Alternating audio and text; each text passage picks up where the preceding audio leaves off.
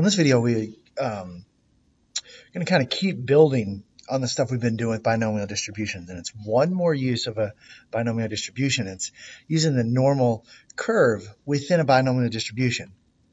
So the goal here is to be able to approximate a large binomial distribution using a normal. And just a quick reason why, probably the best reason why is a lot of times the general public, they have a better sense of a normal curve than they do a binomial distribution. So really this is just more for like general consumption of data or general consumption of information that's out there. A lot of times people can relate to a normal curve a lot quicker than they can to a binomial distribution just in their natural day-to-day lives. So let's say that 28% of college students say they use credit cards because of a rewards program. So you randomly pick 10 students and ask them to name reasons they use their credit cards. And then so we're going to create a probability model for the random variable x being the number of students who say they use the card because of the rewards program. So it's asking us to create the probability model, right? Which means that we would need to go x, probability x, and x is going to be, right? X will equal number out of 10 using for rewards. If we actually do have to create this model, this is a big one because it could be 0, 1, 2, 3, 4, 5, 6, 7, 8, 9, 10. And then, although it's a larger table, we do have things at our disposal that make this pretty easy. One, we take a look at it. Is it binomial? Right? And if it is, that means that we have access to binomial PDF to fill in each one of these pieces, right? So there are two options. They either do or don't use the card, right? Two outcomes. The probability they use the card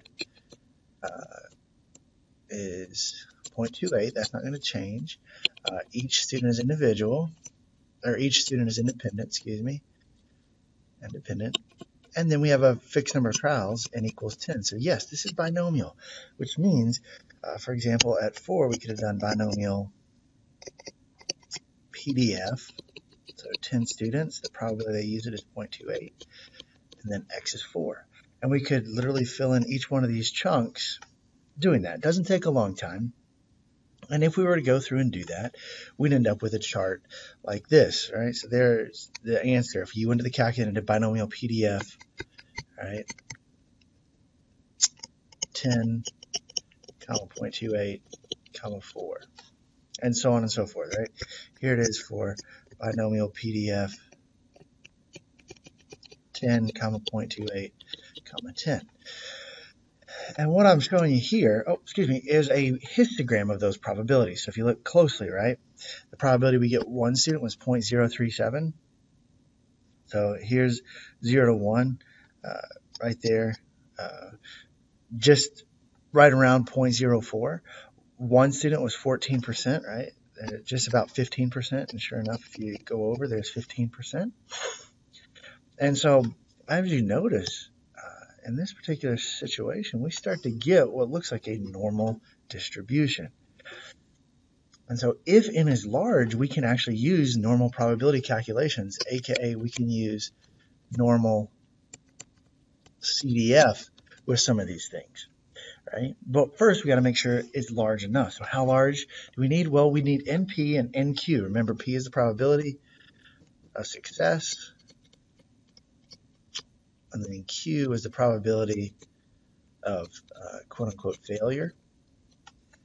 And we want to check, we multiply both those by n being the number of trials, and we want to make sure that that number is greater than or equal to 10. That just makes sure that we have a big sample. So how does it become normal?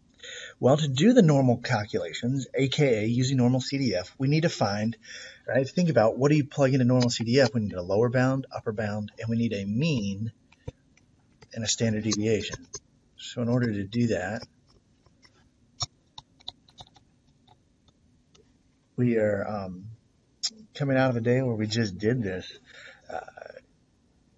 If it's binomial, then we know that this is the expected value, right? The expected value is just n times p, and there's the standard deviation. NPQ, take the square root of it.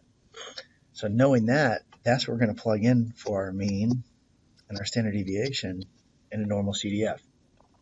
Let's see how it plays out. So let's look at examples. 60% of adults have credit card debt. So we talked to 2,500 adults. What's the probability that 1,520 or more than 1,520 would have credit card debt? Right. So first thing we want to look at, is it binomial? Well, one, we have two outcomes. They either have debt or they don't. We have a fixed number of trials, right? N equals 2,500. We have a fixed probability. The probability that they have debt equals 0.6, and each individual is independent. So yes, this is binomial. So let's let x equal the number of people with debt. Can we make it normal? Because if not, this would be a ginormous chart, right? So we're going to go find the probability that x is greater than 1520. This is huge. Is it binomial? Yes. It's a very big number. So let's see if we can make it normal. In other words, there's NP, n times p. That is 1,500. Definitely greater than or equal to 10. Here's n times q. 2,500 times 0.4. Definitely bigger than 10. So can we make it normal? Yes. How do we make it normal? Well, we need a mean.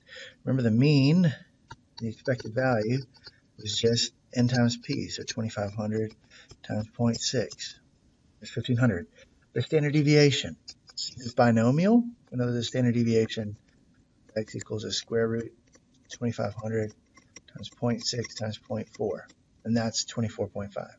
So in other words, we've got the pieces now to move forward. So now if we're going to go forward with a question, what's probably x is greater than 1520? Well, if we think about this being on a normal curve, the center of this curve, right, we just said the mean was 1,500. We're looking for greater than 1520, so we're somewhere about right here. Which means now I know I go normal CDF. Lower bound's 1520. Upper bound's infinity. 1,500 is the mean. 24.5 is the standard deviation.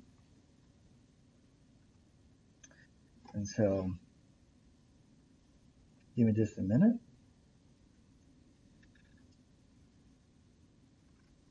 That should be about 0.207.